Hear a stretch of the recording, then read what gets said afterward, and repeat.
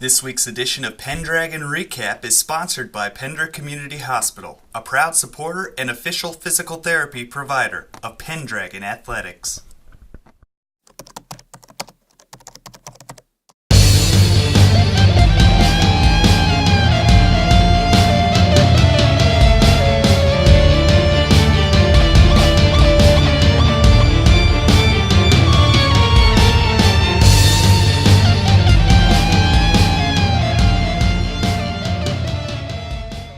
Pender High Wrestling Coach Dennis Oliver. 6 wrestlers headed to state after this past weekend's District 2 meet here in Pender. It would be Josh Davis, Mark Dunn, Jacob C. Beatty, Benny Oliver, Christopher Kai, and of course Devin Saul, who actually competed injured to get to the state meet. So talk about the individual performances and just the will to win for some of these guys, just not taking no for an answer, wanting to get to state. We wrestled pretty well on the weekend. We qualified 6 out of 7, which is a pretty good percentage of your team going. I thought a lot of our kids showed a lot of character. Then Josh Davis beat a good kid in the semifinals to get where he was at. He's had trouble with that Plainview kid. He's a pretty tough kid though. Leland Bowder came 4 points short of going. He wrestled pretty well. As far as being a freshman, now he understands what type of work he needs to put in the wrestling room and what he needs to do in the off season. So he had a good season for being a freshman at 132 pounds. And I thought he wrestled hard towards the end there. So he gave it what he could. Mark Dunn, he's doing what he's supposed to be doing. He looked good on the day. Wrestled under control. The state brackets, he'll have a tough match the second round. Then he'll have a good shot of making the finals. Jacob C. Beatty, he's going for his 4th title. He's probably got a little bit of pressure on him. But he's wrestling pretty well and pretty determined to get that 4th title this year. He hasn't been beat this year, so he's going in with the right attitude.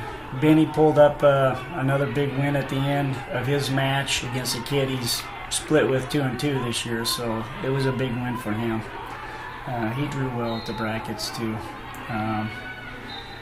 So Christopher Kai, he wrestled really well. I thought we'd get that last match of his, but he just didn't have any more in his tank. But he looked really good. He's had an outstanding season. I hope he continues it down there. Devin Saul, and I know we can beat that kid from Randolph, and he won the districts. It's just unfortunate that had to happen to him, but he'll be back. It was just a strained knee. We rested him a couple days. He'll be full strength, and he drew pretty well down there. I think he's got a winnable match, his first match, and then he's got a kid he's seen before.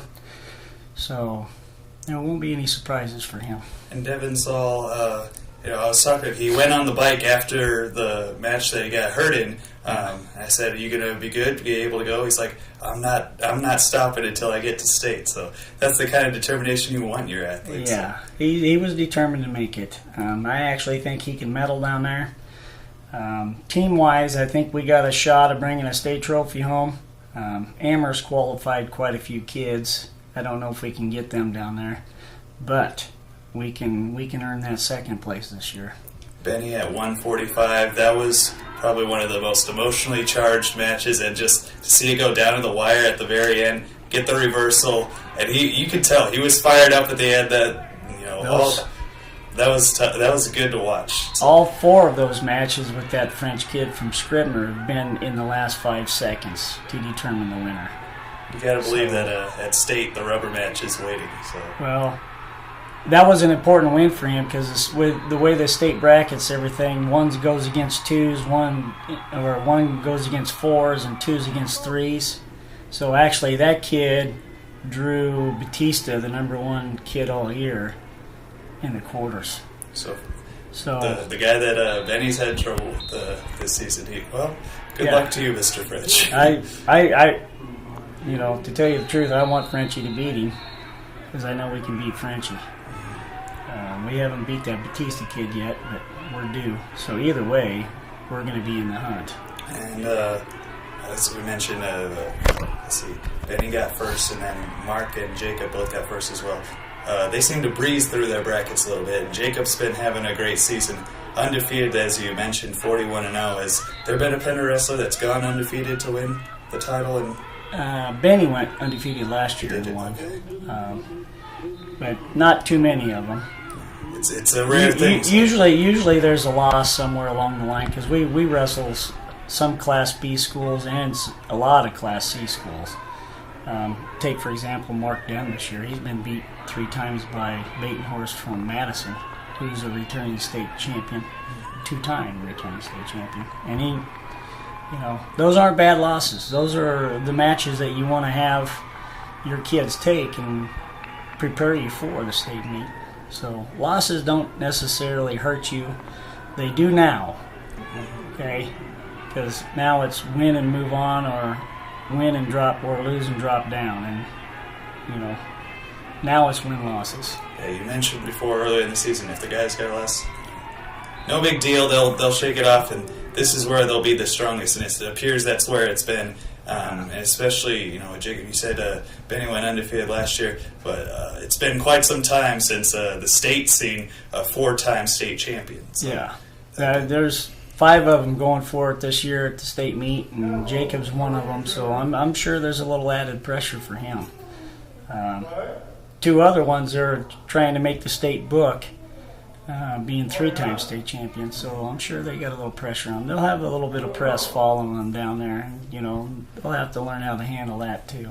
Well, the time is now for them to shine. The best of the best will come to Omaha. So, hopefully the success continues. One more week of action. Pender wrestling. I hope they wrestle well down at the state meet. I truly believe that we can bring a state trophy home. All right. Well, good luck this weekend, Coach. We'll be cheering for you. Thank you. Pender High girls basketball coach Larry Ballinger. In the past week, you've defeated Ponca and Scribner-Snyder to close out the regular season as you prepare for sub-districts. Bout against Fremont Archbishop Bergen in Wisner on Tuesday night. And then, presumably, if you win that one, your opponent would be Guardian Angels CC. They have to win theirs, but that is the presumed opponent for you. Talk briefly about the past week of action against Ponca and most recently Scribner-Snyder. No, we had a tough week last week. We had some seniors. It was an emotional week for them. The last hurrah and the last home game. So parents' night, Tuesday night was pretty emotional for them, and then we did not come out and play very well at all Tuesday night. I think the emotions kind of got the best of us a little bit, and we just kind of went through the game and did what we had to do to win, but that was about it, So I just contributed that to parents' night and just unable to focus on the game basically. So and Ponca's got a nice team, so they challenged us in many ways. So we got our heads on straight Thursday night and against Scribner, and we played just pretty free and loose and just kind of played pretty well overall, I thought. So we did a lot of good things. Scribner-Snyder come in and they're 3 or 4 games above 500. So we thought that they might challenge us in different ways, but I thought we did a nice job and played good defense and moved the ball around the perimeter and got some nice looking shots. Yeah, you shut them down pretty well. Nothing in the first quarter. Held them to 5 points the whole first half. And then, you let your seniors play. They didn't need to be in there. Stars didn't need to be in there, but, it's their last home game, so you let them have a last hurrah, play in front of the home crowd. And then I don't know, whose idea was it for the technical foul? I heard it was planned. Yeah, have all 6 seniors on the court at the same time. Yeah, that wasn't my plan. That was the bench. Melissa came up with that idea, and I just told her to come up with a plan, and she says, well, we've got to get 6 seniors out there somehow. And I says, well, figure it out. And I says, I'll give you about 2 minutes here to get it figured out. And she goes, all right, I got to figure it out, but you're going to have to take a technical on the deal. So, which was fine. We were up in the game and had things in control, and just one of those deals that let the seniors be out on that court for the last time, all 6 of them, and then they can say their goodbyes there.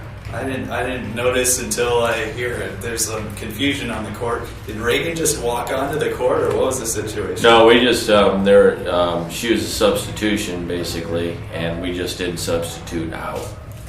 So we just got 6 players on the court, and so we kind of talked to the official ahead of time a little bit too to let him know what was going on, and usually the officials will let you know you got 6 players on the court, but we just told him to, and give us the technical, and that was a good one.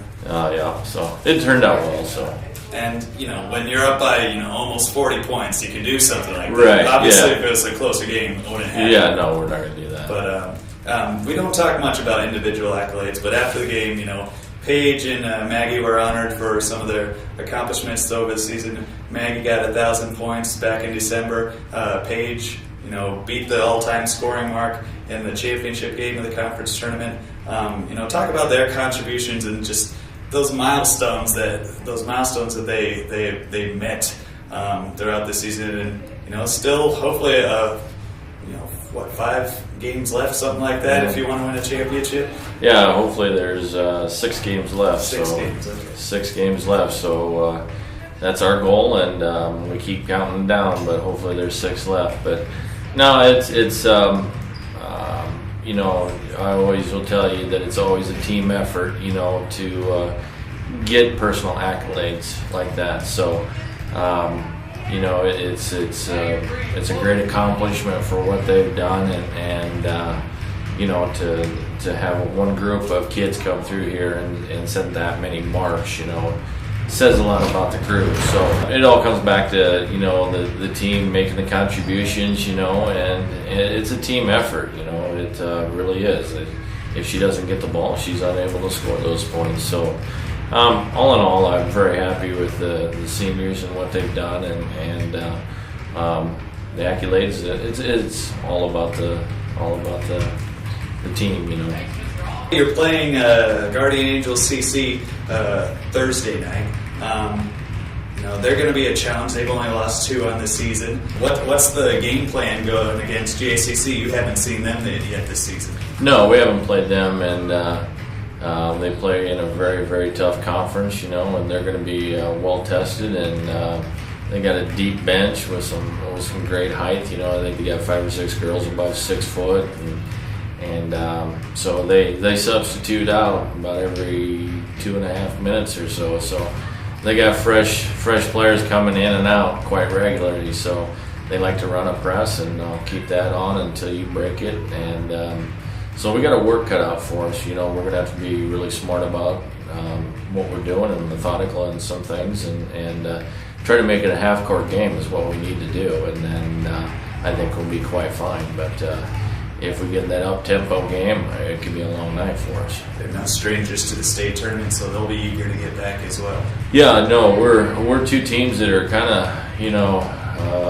on the bubble a little bit. There's no guarantees as far as Hastings St. Cecilia winning that district at all. That one really scares me. And as far as this district here, you never want to play homer, to get into a state title, because you just never know what team will show up there. So we just have to win and take care of business. We're still in control of what we need to do, but it's getting down to crunch time, and we have to take care of business. The best way to control your destiny, win. Well, That's how you that'd be a good way. Well, good luck, and hope we're talking next week about what's coming ahead with the district championship. So, hopefully. Good luck, Coach. Sounds good, thanks. Pender High boys basketball coach Andy Welsh.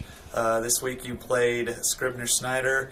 Another tough loss. It wasn't if you look at the stats, that made the game look a lot closer than it was on the scoreboard. The situation, it just looked like shots did not fall, and that seemed to be the main point in this one. It's not anything that you did terrible. It's just the shots, the baskets weren't kind to you. Yeah, we shot pretty terribly, to be honest, throughout the entire course of the game, especially the perimeter, which is kind of where we live and die. For them, they were able to establish the inside. They have a pretty solid post player. I think he had 20-some points. everything inside 5 feet. We just couldn't get him stopped on shooting or on the offensive rebounding. We didn't do a very good job rebounding, and we just lacked that intensity that you need to win a game. And this was definitely a winnable game for us, we thought, coming in, and unfortunately the effort wasn't there, and we didn't get the win like we have in the past. You'll close out the regular season on Friday against Bancroft Rosalie. Played them once this season in the conference tournament. That was kind of lopsided, but this one, you've had a week to prepare for them, with it being this Friday. What can you do to possibly, make it close and possibly pull off the upset to close out the regular season and send you to sub-districts, with some momentum? Well, obviously, with the good teams, you try not to play their game. Bancroft, if we go out and we try and run up and down the floor and get 60, 70 shot attempts, we're gonna lose. We need to control the tempo of the game, and even though our kids may not be comfortable playing a slower paced game, that's just something we have to do to give ourselves a chance. We have to play exceptionally well in all areas of the game. We got to box out. We got to play solid team defense.